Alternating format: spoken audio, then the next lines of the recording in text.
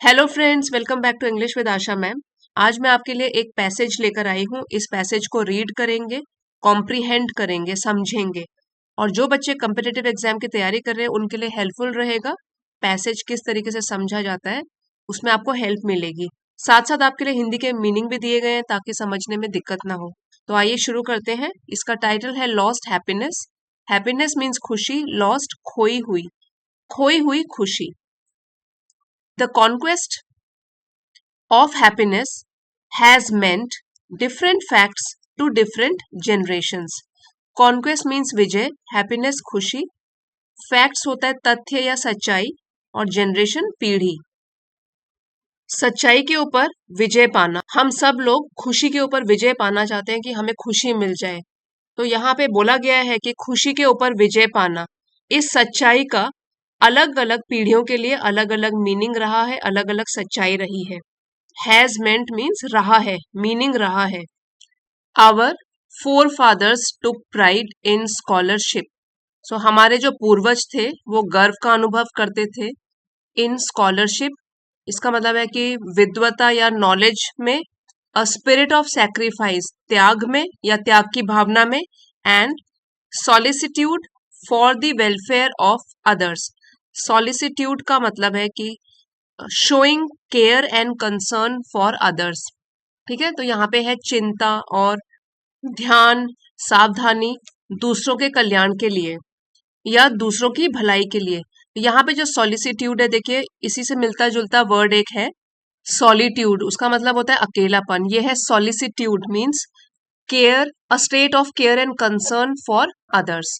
So our forefathers took pride in scholarship, a spirit of sacrifice and solicitude for the welfare of others.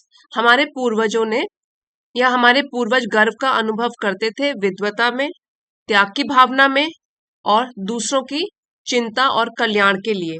Gone are those days, अब वो दिन बीत गए हैं, या ऐसे भी बोल सकते हैं वो दिन अब चले गए।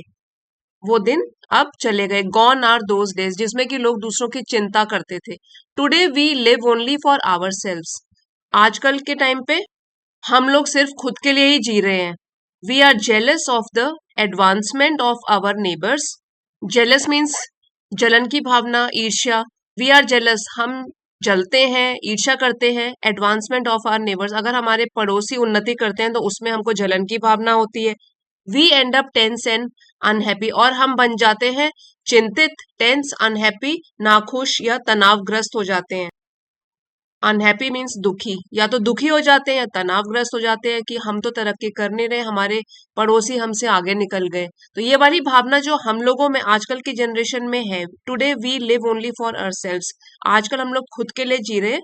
और जो हमारे पूर्वज लोग थे वो अलग उनकी भावना होती थी खुशी पाने के लिए। The term happy has a variety of meanings. जो ये शब्द है खुश या खुशी, इसके बहुत सारे अर्थ हैं, वेराइटी, अलग अलग अर्थ हैं। It stands for the lucky, fortunate, content, glad और एप्ट। तो अलग अलग जो इसके मीनिंग है उनमें से है। सो खुशी का मतलब है लकी मीन्स किस्मत वाला, फॉर्चुनेट है सौभाग्यशाली, भाग्यवान, कंटेंट मीन्स संतुष्ट, और ग्लैड प्रसन्न, या एप्ट मीन्स उचित। इतने सारे इसके अलग अलग मीनिंग है। Happiness lies with in the mind of the individual. खुशी तो रहती है इंसान के मन में। इंडिविजुअल मीन्स हर एक व्यक्ति, तो खुशी जो है वो व्यक्ति के मन में रहती है। No amount of external wealth may be helpful in making him happy. No amount of means कितना भी या कोई भी, एक्सटर्नल वेल्थ बाहरी जो धन दौलत है, मे बी हेल्पफुल, वो सहायक नहीं हो सकती उसको खुश रखने में। इसका मतलब है कि चाहे कितना भी पैसा हो, इसका मतलब ये नहीं है कि जो वेल्दी होते हैं, अमीर होते हैं, वो हमेशा खुश होते हैं। चाहे जितना भी धन दौलत हो, वो किसी इंसान को खुश करने में सहायक नहीं हो सकती। गरीब आदमी भी खुश रह सकता है और अमीर आदमी भी नाखुश रह सकता है, दुखी रह सकता है। Our forefathers had lifestyles very much different from those we have today. हमारे जो पूर्वज थे उनकी जो जीने की शैली थी, जीवन शैली, जैसे वो लाइफ को जीते थे, वो बहुत ही अलग थी फ्रॉम दोज, जीवन शैली से जो हम आज जीते हैं। तो हमारा और उनका लाइफस्टाइल जो है, जीवन जीने की शैली जो थी वो बिल्कुल अलग थी। Their life was based mainly on the concept of simple living and high thinking. उनकी जिंदगी थी, उनका जीवन था, वो वो आधारित थी, मेनली मीन्स खासकर, कॉन्सेप्ट होता है सिद्धांत या एन आइडिया और प्रिंसिपल। तो सिद्धांत था simple living and high thinking. जीवन सादा होना चाहिए लेकिन विचार ऊंचे होने चाहिए। सादा जीवन और उच्च विचार इस सिद्धांत पर आधारित थी। Their life was based mainly on the concept of simple living and high thinking, कि जीवन सादा रखो, विचार ऊंचे रखो। People were satisfied with what ever they obtained after working hard. लोग खुश रहते थे, संतुष्ट रहते थे, जो भी उनको मिलता था हार्ड वर्क करके, मेहनत करने के बाद। तो ऐसा नहीं है कि जो मिल गया उसके बाद भी they are wanting for more, उनको और चाहिए, बस उसी से वो लोग संतुष्ट हो जाते थे, सेटिस्फाइड हो जाते थे। Excessive material wealth did not mean much for them. Excessive में मतलब एक्सेस में, बहुत ज्यादा, बहुत अधिक। मेटीरियल वेल्थ होता है भौतिक संपदा या भौतिक धन दौलत, जिसको कि पैसों से खरीदा जा सकता है। तो बहुत ज्यादा मेटीरियल वेल्थ, भौतिक धन दौलत, did not mean much for them, का उनके लिए कुछ खास मायने या इंपॉर्टेंस नहीं थी। सो पैसों के द्वारा खरीदे जाने वाली जो भी सुख सुविधाएं होती हैं, वो उनके जिंदगी में कुछ खास मायने या इंपॉर्टेंस नहीं रखती थी। They aimed at deriving mental satisfaction. Aimed at मतलब उनका लक्ष्य था, डिराइविंग पाना, मेंटल सेटिस्फैक्शन मीन्स दिमागी तौर पर संतुष्ट होना। तो ये जो उनका उद्देश्य था वो था मानसिक संतुष्टि प्राप्त करना, and enrichment from whatever they did. Enrichment means समृद्धि, जो भी वो कुछ करते थे उससे समृद्धि प्राप्त करना। सो मतलब है कि जो कुछ भी वो करते थे उससे अपने आप को एनरिच बनाते रहते थे, समृद्ध बनाते रहते थे, इम्प्रूव करते रहते थे अपनी क्वालिटी ऑफ लाइफ, और उसी से उनको मानसिक संतोष भी प्राप्त होता था। The structural framework of our forefathers families was different from those of ours. Structural framework, framework होता है ढांचा, और स्ट्रक्चर मीन्स संरचनात्मक। सो जो भी संरचनात्मक ढांचा था हमारे पूर्वजों के परिवारों का, फोर फादर्स, तो पूर्वजों के, और अपॉस्ट्रोफी लगाए, यहाँ पे पोजेशन बता रहा है कि पूर्वजों के परिवारों का जो ढांचा था वो हम लोगों के परिवारों के ढांचे से बिल्कुल ही अलग था, was different. They lived in a cohesive joint family structure. वो लोग रहा करते थे एक जॉइंट फैमिली, जब दो या दो से ज्यादा पीढ़ियां जब एक ही छत के नीचे रहती हैं उसको बोलते हैं जॉइंट फैमिली। तो वहां दे lived in a cohesive joint family structure, उनके परिवार का ढांचा होता था जॉइंट फैमिली। और कोहेसिव का मतलब है एक साथ कसकर चिपके रहने की क्रिया या स्थिति, मतलब कि मिलजुल कर रहते थे। They lived in a cohesive joint family, जो एक दूसरे से जुड़ी होती थी ये सारी families. Where they were happier than us, जहां पर वो लोग हम लोगों से ज्यादा खुश रहते थे। हैप्पी की कंपैरेटिव डिग्री है ये हैप्पियर। तो हैप्पी एक एडजेक्टिव है, वो है पॉजिटिव डिग्री, हैप्पियर हो गया उसकी कंपैरेटिव डिग्री, जब दो लोगों में तुलना होती है। और डैन यूज करते हैं फिर हम कि उन लोगों की जो फैमिली स्ट्रक्चर था वो था जॉइंट फैमिली स्ट्रक्चर, और वो लोग हमसे ज्यादा खुश रहते थे। They cared for each other, cared for means देखभाल करते थे एक दूसरे की। The siblings grew up with their cousins, siblings होता है भाई बहन, ग्रू, ग्रो का पास्ट टेंस है, वर्ब सेकंड फॉर्म है। ग्रू अप मीन्स बड़े होते थे, विद देयर कजन्स अपने चचेरे भाई बहनों के साथ। The bond of love which they shared cannot be easily found in the nuclear family of the day. So देखिए, बॉन्ड का मतलब होता है बंधन, शेयर्ड मीन्स बांटना, और न्यूक्लियर फैमिली होती है एकल परिवार। तो इसमें a family consisting of mother father and their children, इसमें अंकल आंट्स ये नहीं होते हैं। न्यूक्लियर फैमिली एकल फैमिली जो आजकल ज्यादातर देखी जाती है। तो जो पुराने टाइम में प्यार का बंधन होता था, जो वो आपस में मिलजुल कर शेयर करते थे, साझा करते थे, वो आजकल के जो एकल परिवार है उसमें आसानी से नहीं मिल सकता। जो प्यार का बंधन है वो अब इतनी आसानी से न्यूक्लियर फैमिलीज में नहीं मिलता है। The family provided an emotional cushioning effect, emotional cushioning effect against tension and stress. तो जो ज्वाइंट फैमिली की बात हो रही है पुराने जमाने में, तो वो वाली जो परिवार होते थे वो प्रदान करते थे इमोशनल कुशनिंग इफेक्ट का मतलब है कि भावनात्मक रूप से एक सहारा प्रदान करना। ठीक है, जैसे कि कोई भी डिस्टर्ब है, जैसे यहाँ पे है अगेंस्ट टेंशन, तनाव के विरुद्ध, और स्ट्रेस, दबाव के विरुद्ध। जो जॉइंट फैमिली होती थी, संयुक्त परिवार, वो एक भावनात्मक सहारा प्रदान करते थे तनाव और दबाव के विरुद्ध। However, in the nuclear family, we are detached from the feelings towards our kith and kin. हालांकि अब जो ये एकल परिवार है, वी आर डिटैच्ड, हम बिल्कुल अलग हैं, फ्रॉम द फीलिंग्स, भावनाओं से, टूवर्ड्स की और, आवर किथ एंड किन। सो किथ एंड किन, इस फ्रेज का मतलब है संबंधी, निकट संबंधी या रिश्तेदार। People with whom you are connected like friends and relatives. तो जो आजकल के एकल परिवार है, उसमें किसी भी भावना अपने रिश्तेदारों के प्रति, उस भावनाओं से हम बिल्कुल अलग हैं, डिटैच्ड है। At times even the cousins do not recognise one another. At times means कभी कभार, कभी कभार तो इवन जो कजन लोग होते हैं, रिश्तेदार होते हैं, वो पहचानते भी नहीं है। रिकॉग्नाइज मीन्स पहचानना एक दूसरे को। when they happen to be self centered, तो कभी कभार तो वो पहचानने से भी इनकार करते हैं या पहचान नहीं पाते एक दूसरे को, जब वो केवल अपनी ही चिंता करने वाले बन जाते हैं या स्वार्थी बन जाते हैं। कोई भी हो सकता है ये, हम खुद हो सकते हैं या हमारे खुद के कजन्स हो सकते हैं कि वो हमें ना पहचाने क्योंकि वो बिल्कुल स्वार्थी बन गए हैं, बस अपने बारे में ही सोच रहे हैं। Disputes in the family may lead to divisions. Dispute मतलब झगड़े, विवाद, फैमिली में, परिवार में, may lead to हो सकता है विभाजन हो जाए। सो परिवार में अगर विवाद हो जाए तो विवादों के कारण परिवार का विभाजन भी हो सकता है। This may finally destroy the family psyche. सो अगर ऐसा हो जाए तो आखिरकार ये नष्ट कर सकता है एक परिवार की मानसिकता को। Psyche means your deepest feelings and attitudes, गहन भावनाएं और मन या चित्त, मानसिकता। सो ये इसको भी नष्ट कर सकता है अगर परिवारों में झगड़ों के कारण डिवीजन हो जाए या विभाजन हो जाए, तो हमारे दिमाग को बुरी तरीके से यह प्रभावित भी कर सकता है।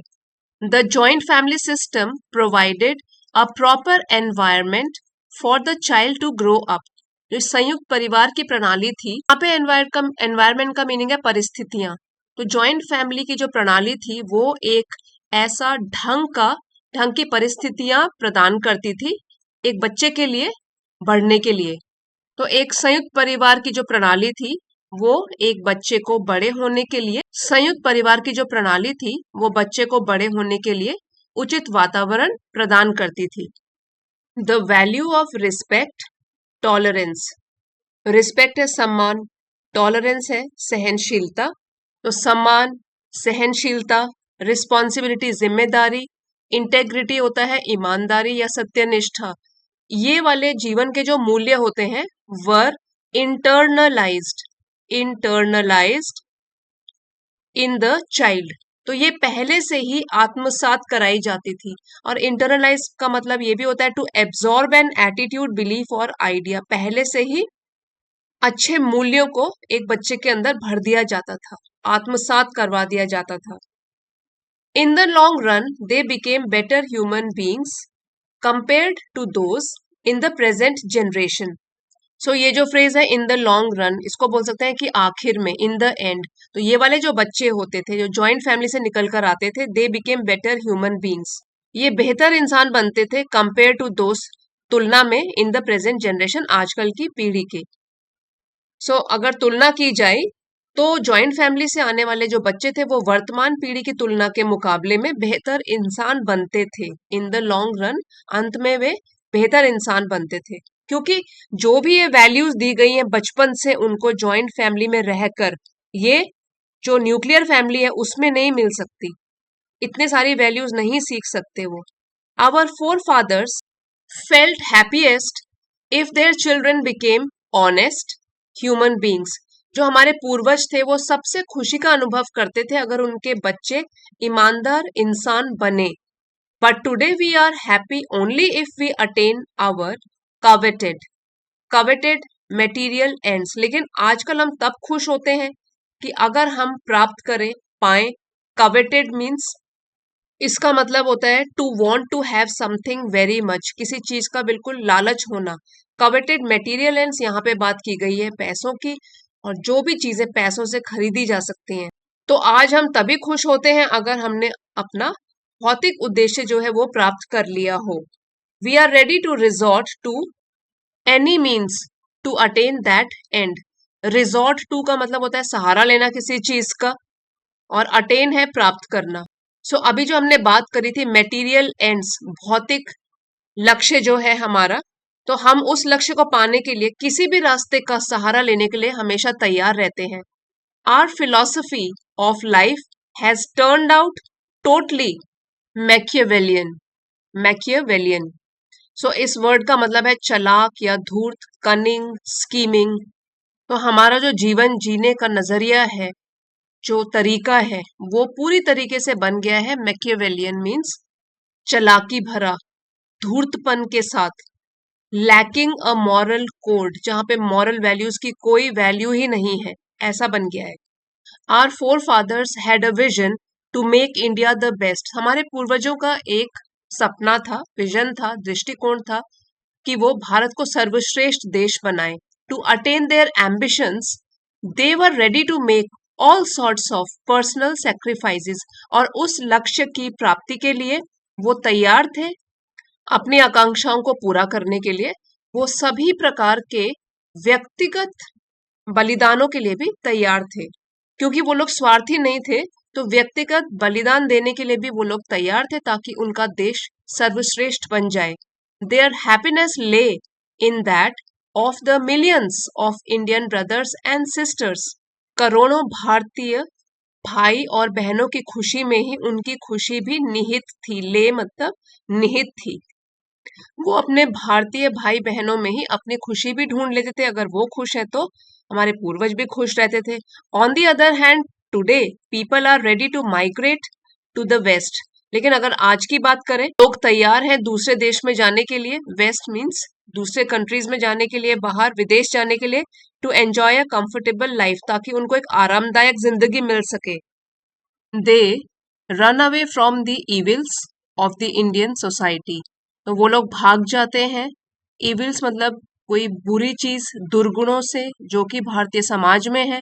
Without trying to remedy them, उनको सुधारने के बजाय उन चीजों से दूर भागते हैं। फॉल्ट, कुछ कमियां निकालते हैं अपने समाज में, भारतीय समाज में, और दूसरे देश में चले जाना ज्यादा पसंद करते हैं। Often they become successful in foreign lands, और अक्सर हो सकता है कि वे बने सक्सेसफुल मतलब सफल रहें फॉरेन लैंड्स, विदेशों में। बट इन द प्रोसेस, लेकिन इस प्रक्रिया के चलते, दे बिकम एलियनेटेड, वो अलग थलग पड़ जाते हैं, दूर हो जाते हैं। एलियनेटेड, दूर हो जाते हैं फ्रॉम देयर मदरलैंड, अपनी मातृभूमि से, अपने देश से। The nostalgic feeling of their childhood. Nostalgic means बीते वक्त की याद, उसको बोलते हैं नॉस्टैल्जिया। पुरानी चीजों को याद करना नॉस्टैल्जिया, और नॉस्टैल्जिक है कि बीते वक्त की याद। द नॉस्टैल्जिक फीलिंग, ये जो भावना होती है ऑफ देयर चाइल्डहुड, क्योंकि उन्होंने अपना बचपन तो अपने ही देश में बिताया होता है, तो ये जो बीते वक्त की याद होती है, इसकी भावना होती है उनके बचपन की। And the relationship they left, और जो उन्होंने रिश्ते पीछे छोड़ दिए हैं। Lingered on which cannot make them happy, वो उनके दिमाग में घूमता रहता है। देर तक रहना, लिंगर मतलब देर तक रहना, वो उनके दिमाग पर हमेशा बोझ की तरह पड़ा ही रहता है कि मैंने अपना बचपन जहां बिताया, जिनके जो रिश्तेदार थे वो पीछे छोड़ दिए। सो इसलिए वो कभी भी खुश नहीं रह पाते, चाहे वो दूसरे देश में भी हों। Distance from their ailing parents is a worrying factor. Distance, दूरी। एलिंग मतलब बीमार, एडजेक्टिव है ये। पेरेंट्स माता पिता। सो एक तो हो गई दूरी, बहुत ज्यादा है, विदेश अगर चले गए एक बार तो भारत में आना भी काफी मुश्किल हो जाएगा। तो एक तो है दूरी, इसकी वजह से वो खुश नहीं रह पाते। और बीमार माता पिता की चिंता, ये बन जाता है चिंता का विषय। एंड कीप्स देम पर्टर्ब्ड, और उनको हमेशा वो चिंतित रखता है, वो खुश नहीं रह पाते। पर्टर्ब्ड मतलब चिंतित। It is not easy for them to return, उनके लिए बहुत आसान भी नहीं है कि वो वापस आए, as their children will not be able to adjust to the Indian environment, क्योंकि जो उनके बच्चे हैं वो लोग उन एडजस्ट करने में काफी तकलीफ होगी उनको, क्योंकि वो तो कई बार पैदा भी बाहर ही होते हैं उनके बच्चे, तो वहीं के सिटीजन बन गए, तो they are not able to adjust to the Indian environment and the way of life. तो भारतीय वातावरण जो है और जीने का तरीका जो यहाँ पर है उसके लिए वो एडजस्ट कभी भी हो नहीं पाते, इसलिए वो लोग वापस भी नहीं आते हैं। 10 इन अवर जनरेशन, इसलिए हमारी पीढ़ी में ट्रेडिशन एंड मॉडर्निटी, ट्रेडिशन परंपरा, मॉडर्निटी होता है आधुनिकता, हैव इंटरमिंगल्ड, तो ये दोनों चीजें जो है मिश्रित हो गई हैं, घुल मिल गई हैं। एक तरीके से ट्रेडिशन, क्योंकि माता पिता जो है अभी भी अपने, जब वो बाहर रह रहे हैं फिर भी अपने बूढ़े माता पिता जो इंडिया में रह गए उनके बारे में सोच रहे हैं, तो थोड़े से ट्रेडिशनल है, बच्चे बन गए हैं मॉडर्न, आधुनिकता, तो ये एक तरीके से मिश्रित हो गई है to form our special system, एक नई तरीके की प्रणाली शुरू हो गई है। 10 in our generation tradition and modernity have intermingle, इसलिए हमारी पीढ़ी में परंपरा और आधुनिकता जो है वो मिश्रित हो गई है to form to form our special system, और एक अलग टाइप का स्पेशल सिस्टम, स्पेशल प्रणाली जो है वो जनरेट हो गई है, वो शुरू हो गई है। सो ये था हमारा पैसेज लॉस्ट हैप्पीनेस पर। फ्रेंड्स, अगर आपको ये पसंद आया है तो प्लीज लाइक शेयर और सब्सक्राइब जरूर कीजिएगा। इसी का पीडीएफ आपको 2 दिन के बाद मेरे टेलीग्राम चैनल पे इंग्लिश विद आशा मैम के नाम से 2 डेज के बाद मिल जाएगा। Thank you friends for watching. अगले वीडियो में मिलते हैं।